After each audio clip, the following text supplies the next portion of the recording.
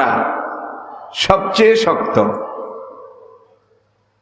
ইজা আরাদনা আন নুহলিকা কারিয়াতান, কোন এলাকা কোন জনপদের মানুষ তারা যদি সীমা লঙ্ঘন করে, আর এই সীমা লঙ্ঘন করা এবং তাদের বাড়াবাড়ি অবিমৃষ্যকারিতার কারণে আমি যখন তাদেরকে শাস্তি দেওয়ার সিদ্ধান্ত নেই, কে বলে?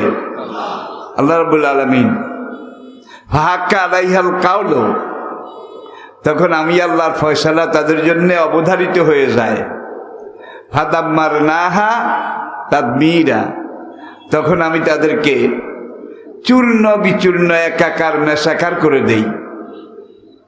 দাম্মারনাহা তাদমীরা, কোরআনের এই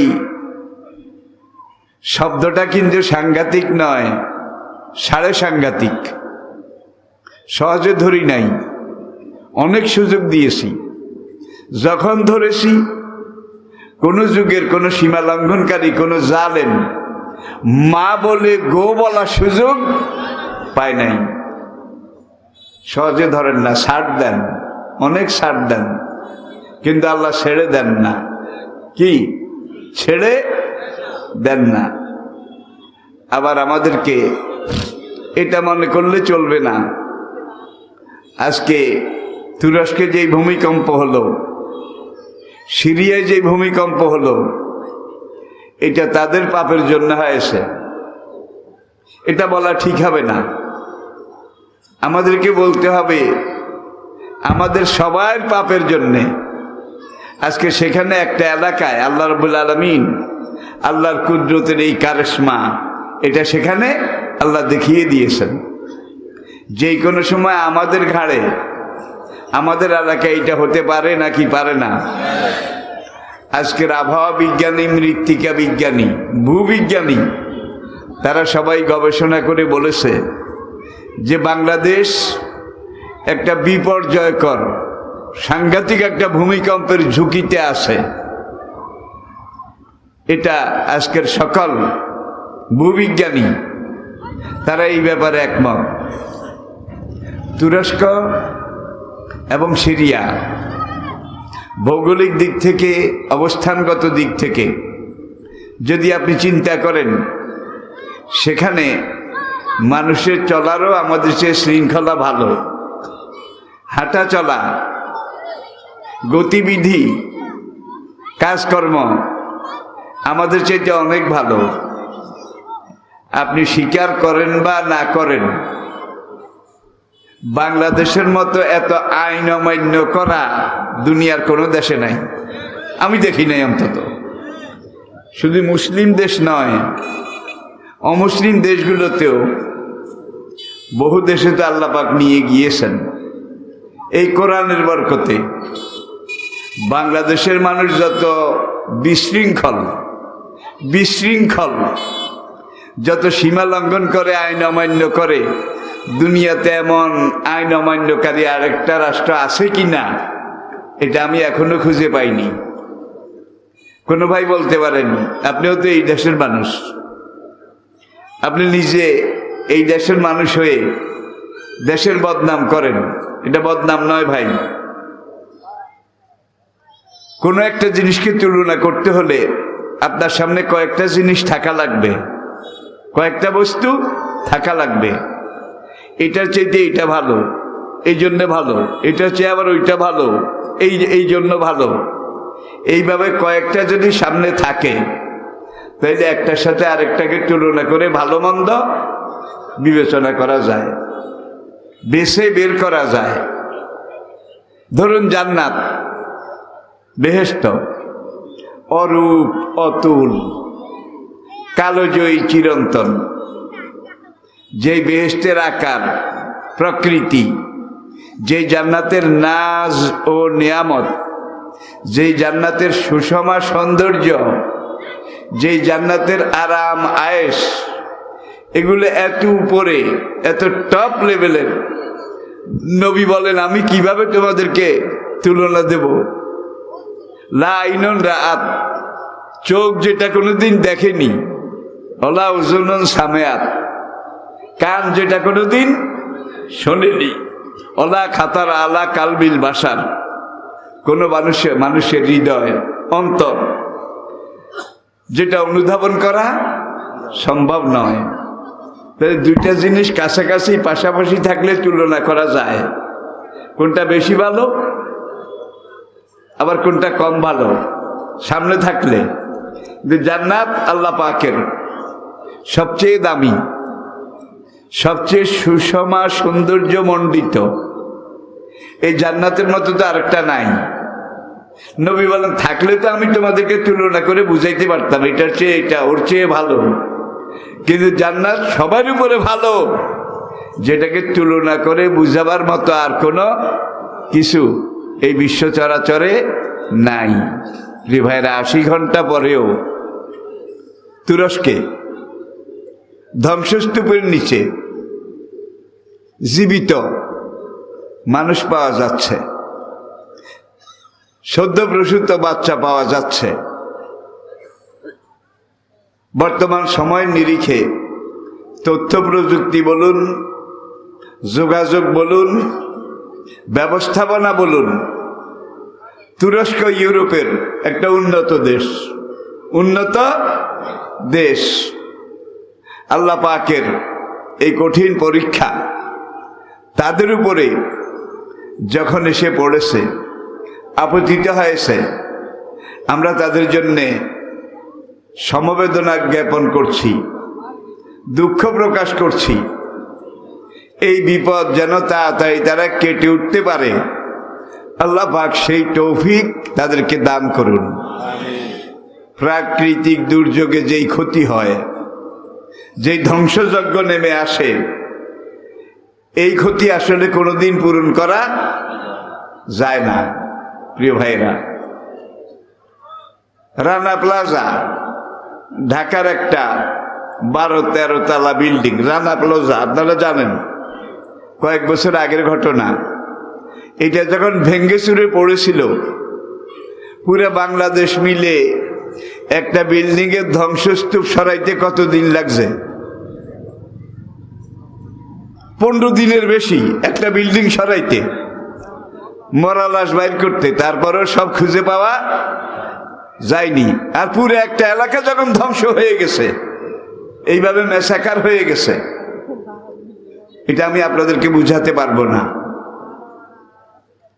প্রিয় দিনী ভাইয়েরা, আল্লাহ পাক বর্তমান বিশ্বের সকল মানুষ, জাত পাত জাতি ধর্ম নির্বিশেষে সবাইকে এই ধরনের নৈসর্গিক বিপদ আপদ থেকে হেফাজত করুন। তার উসিলা এবং বারাকাতে মুসলিম দুনিয়া যারা কালেমা স্বীকার করে, আল্লাহ রাসূল পরকাল স্বীকার করে, ইয়ামে আখেরাত স্বীকার করে, এর বদৌলতে আল্লাহ পাক মুসলিম দুনিয়ার উপরে বরকত এবং রহমত নাজিল করুন। প্রিয় দিনী ভাইরা, আমাদেরকে ভুলে গেলে চলবে না। বাংলাদেশ 8 মাত্রার ভূমিকম্পের ঝুঁকিতে আছে, 8 মাত্রার। এই মাত্রায় যদি আল্লাহ না করুন ভূমিকম্প হয়, ঢাকাতে কেমন কিয়ামতটা হবে, চট্টগ্রামে কেমন কিয়ামতটা হবে। সেই সব দেশে শহরে দালান কোঠা তৈরি করা হয়, মাঝখান দিয়ে গাড়ির জন্য রাস্তা, যানবাহনের জন্য রাস্তা, প্রত্যেকটা বিল্ডিং এর পাশে এই পরিমাণ খালি জায়গা আছে যেখানে আরেকটা গাড়ি ঢুকতে পারে, ফায়ার ব্রিগেড তারা ঢুকতে পারে। কিন্তু আমাদের শহরগুলোর অবস্থা, কোনো পরিকল্পিত ব্যবস্থা নেই, যার যেখান দিয়ে খুশি। তুরস্কের আর সিরিয়ার বিল্ডিং গুলো অধিকাংশ পাথরের তৈরি, পাথরের। আর আমাদের বিল্ডিং গুলো ইটের তৈরি। একটু বোঝার চেষ্টা করুন। আল্লাহ না করুন 8 মাত্রার একটা ভূমিকম্প যদি বাংলাদেশে হয়, কিয়ামত হয়ে যাবে, কিয়ামত হয়ে যাবে। যে জিনিসটা আমাদেরকে এই সময় চিন্তা করা দরকার, নবীজি হাদিসে ইরশাদ করেছেন, অকানাত খাসাফুন ও মাসাখুন ও জলজালাতুন, কিয়ামতের আগে ভূমি ধসে যাবে, ভূমি ধসে যাবে। কালকে একটা বাগান ছিল, একটা বাড়ি ছিল, হঠাৎ করে এক সময় এটা মাটির নিচে দেবে গেছে। এইটা সৌদি আরবে হয়েছে, ইয়ামনে হয়েছে, ইরানে হয়েছে, তুরস্কে হয়েছে, আমেরিকা কানাডায় ভয়াবহভাবে হয়েছে। আমাদের চাঁপাইনবাবগঞ্জে আজ থেকে প্রায় 1.5 বছর আগে, চাঁপাইনবাবগঞ্জ রাজশাহীর একেবারে পশ্চিম শেষ কানসাট উপজেলা, কানসাট উপজেলা, এটা পার হলেই কিন্তু পশ্চিমবঙ্গের মুর্শিদাবাদ, ভারতবর্ষ। সেখানে একটা মহল্লা, 35টা বাড়ি, সবগুলা বিল্ডিং, 1 তলা আছে, 3 তলা আছে, 5 তলা আছে। মানুষ রাতে ঘুমিয়েছে, তারা ঘুমের মধ্যে ছিল। এই 35টা বাড়ি জমিনের নিচে ডুবে গেছে হঠাৎ, শুধু পানি। বড় বড় বাঁশ টাস দিয়ে তারা পরের দিন গুতে টুতে দেখে যে কোথায় গেছে তার কোনো ঠিক ঠিকানা নাই। নবীজি ইরশাদ করেছেন কিয়ামতের আগে দুনিয়াব্যাপী এই ধরনের ভূমিধস হবে। এখন সেটা পুরো দুনিয়াতে হচ্ছে। মাসাখন, মানুষের আকার আকৃতি পরিবর্তন হয়ে যাবে, মানুষের কাজের সাথে চেহারার সাথে কোনো মিল থাকবে না, নামের সাথে আচরণের কোনো মিল থাকবে না। অজলজালাতুন, ভূমিকম্প পাইকারি হয়ে যাবে। এমন কোনো দিন যায় না দুনিয়ার কোনো না কোনো এলাকাতে ভূমিকম্প হয় না, একটা দিনও বাদ যায় না। আমরা এখন 10 নম্বর রেড সিগন্যাল, 10 নম্বর বিপদ সংকেত, এটা দুনিয়ার ব্যবস্থাপনায় বিপদ যখন কাছে আসে, লক্ষণ বোঝা যায়, তখন 1 নম্বর, 2 নম্বর, 3 নম্বর, 7 নম্বর, 10 নম্বর বিপদ সংকেত দেওয়া হয় না। আমরা যে কত নম্বর বিপদ সংকেতে আসি এটা একমাত্র রব্বুল আলামিন ছাড়া কেউ জানে না। ভয়াবহ বিপদের মুখে শুধু আমরা নই, পুরা বিশ্ব। গোরকা, অহরকা, অহদমা, সেরাজি কিতাবের ইবারত, দায়ভাগ, ফরায়েজ। গোরকা মানুষ আচমকা ডুবে যাবে, দেবে যাবে।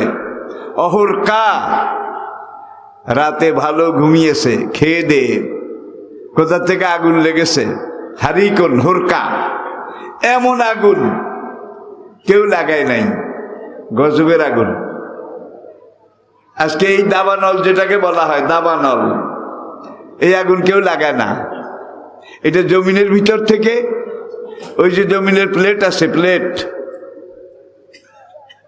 সিজ্জিন, যেখানে সিজ্জিন, Kola super deep bore whole,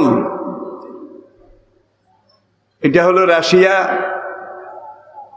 এলাকায়।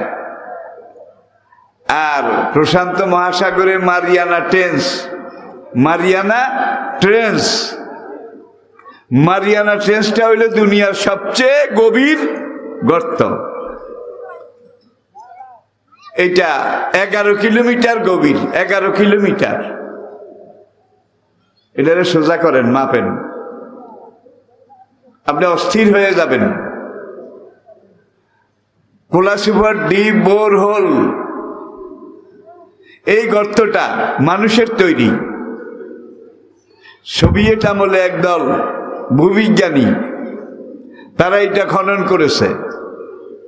তারাও জমিনের 11 কিলোমিটার নিচে গিয়ে সেখানে জমিনের যে স্তর, যে লেয়ারটা পেয়েছে, এখানে তাপমাত্রা, টেম্পারেচার 6000 ডিগ্রি সেলসিয়াস পর্যন্ত উঠানামা করে। 6000 ডিগ্রি ভাই, 103 জ্বর উঠলে পরনের কাপড় ঠিক থাকে না কি? আর 6000 ডিগ্রি তাপমাত্রা হলে কি হয়? Mariana trench, Kola super deep bore, এই দুইটা জায়গায়, মারিয়ানা ট্রেঞ্চ মারিয়ানা দ্বীপের পাশে, জাপান সাগর যেখানে গিয়ে প্রশান্ত মহাসাগরে মিলিত হয়েছে, জাপান সাগর, সেখান থেকে 12,000 কিলোমিটার আরো সামনে প্রশান্ত মহাসাগরে কয়েকটা দ্বীপ একত্রে আছে। প্রশান্ত মহাসাগরে 5,000 দ্বীপ আছে, 5,000। তার মধ্যে একটা হলো যে দ্বীপটার কথা আমি বলছি, মারিয়ানা দ্বীপপুঞ্জ, মারিয়ানা দ্বীপপুঞ্জ। সেখান থেকে আরো 8,000 কিলোমিটার উত্তর পূর্ব দিকে যাওয়ার পরে সাগরের তলায় যেই গর্তটা পাওয়া গেছে, দুনিয়ার সকল পানি বিজ্ঞানী, মৃত্তিকা বিজ্ঞানী, পরিবেশ বিজ্ঞানী, তারা সবাই এই ব্যাপারে একমত, প্রশান্ত মহাসাগরের তলার এই গর্তটা কোনো মানুষের তৈরি নয়। আর মানুষ ওখানে গিয়ে গর্ত কি করে বানাবে বলেন? চিন্তাও করা যায় না। আমরা যদি বলি এটা অটোমেটিক নিজে নিজে হয়েছে, তাহলে এটা কে বানিয়েছে? কে বানিয়েছে? আল্লাহর হুকুম ছাড়া তো এক ধুলো বালিও নড়ে না। এটা তো আমাদের ঈমান, ঠিক কিনা বলেন? এখানেও 11 কিলোমিটার, ওখানেও 11 কিলোমিটার। আবার কোন জায়গায় ড্রিলিং করে করে তারা 22 কিলোমিটার পর্যন্ত গেছে। যাওয়ার পরে জমিনের যে স্তর, যে লেয়ারটা তারা পেয়েছে, লেয়ার, এটা গ্যালভানাইজ আয়রন, এক ধরনের সবচেয়ে দামি এবং শক্ত ইস্পাত লোহা, যেটাতে জং পড়ে না, মরিচা ধরে না। যে লোহাটা কাটতে হলে সাধারণ লোহা কাটার যে করাত, যে রেঞ্জ, যে ব্লেড আছে, কমপক্ষে এটা হচ্ছে 1000 গুণ শক্তিশালী ব্লেড দরকার হয়। সেই গ্যালভানাইজ আয়রন এবং এক রকমের পাথর, এমন পাথর যে একটা পাথরের মধ্যে বহু রং, বহু কালার, এই দুইটা মিশ্রিত জমিনের এই স্তরটা, এখানে গিয়ে কোনো ড্রিল মেশিন কাজ করে না, কোনো মুভিং ক্যামেরা কাজ করে না। তো ঠিক একই অবস্থা মারিয়ানা ট্রেঞ্চের তলায় যে অবস্থা, রাশিয়ার Kola super deep bore hole, মানুষের গর্ত, খনি সন্ধান করতে গিয়ে এই গর্ত, এই দোনো জায়গায় গিয়ে তারা যখন ড্রিল মেশিন ফিট করেছে, মুভিং ক্যামেরা লাগিয়েছে, ড্রিল মেশিন যখন গরর করে চলা শুরু করে, তখন জমিনের ওই পাথর, এই লেয়ারটা ছিদ্র হয় না, কিন্তু নিচের থেকে সালফারের গন্ধ, গন্ধকের গন্ধ, পোড়া চুনা পাথরের গন্ধ, মানুষ পোড়া দুর্গন্ধ নিচের থেকে আসে। মুভিং ক্যামেরা এটাও ধরা পড়েছে। সেখান থেকে লক্ষ কোটি মানুষের চিৎকার, কান্নাকাটি, মরে গেলাম, পুড়ে গেলাম, বাঁচাও বাঁচাও, পুড়ে কয়লা হয়ে গেলাম, একটু পানি দাও, একটু খানা দাও। সেই প্রশান্ত মহাসাগরের মারিয়ানা আর রাশিয়ার কোলা সুপার, দোনোটার তলায় গিয়ে একই অবস্থা পাওয়া গেছে। যে বিজ্ঞানীরা সেখানে গিয়েছে একজনও মুসলমান ছিল না। সেখানে গিয়ে তারা যখন এই ছবি দেখেছে ক্যামেরায়, এই আওয়াজ শুনেছে, কয়েকজন বিজ্ঞানী সেখানে হার্ট ফেল করেছে এবং মিস্টার দিমেত্রি আজাকভ, দিমেত্রি আজাকভ, রাশিয়ানদের নাম আজাকভ। তিনি ছিলেন গ্রুপ লিডার। আজাকভ বলেন, আমি যদি নাস্তিক না হতাম তাহলে আমি 100 বার স্বীকার করতাম ওখানে গিয়ে যে আওয়াজ পেয়েছি, যে কান্নাকাটির আওয়াজ, যে গোশত পোড়া, সালফারের গন্ধ, পোড়া আয়রন, এটার গন্ধ পেয়েছি, তাইলে আমি বলতাম এইটা মুসলমানদের কোরআনে যে সিজ্জিনের কথা আছে সেই সিজ্জিন। নাস্তিক বিজ্ঞানী বলে এটা সেই সিজ্জিন। তাহলে প্রশান্ত মহাসাগরের কোলা সুপার আর রাশিয়ার মারিয়ানা ট্রেঞ্চ দূরত্ব কিন্তু হাজার হাজার হাজার হাজার মাইল একটা থেকে আরেকটা দূরে, কিন্তু দোনো জায়গায় জমিনের নিচে একই অবস্থা পাওয়া গেছে। নবীজি হাদিসে বলেছেন, হাজারা সাহাবায়ে কেরাম যখন নবীজিকে জিজ্ঞেস করেছিলেন, ইয়া রাসূলুল্লাহ, সিজ্জিন এটা কোথায়?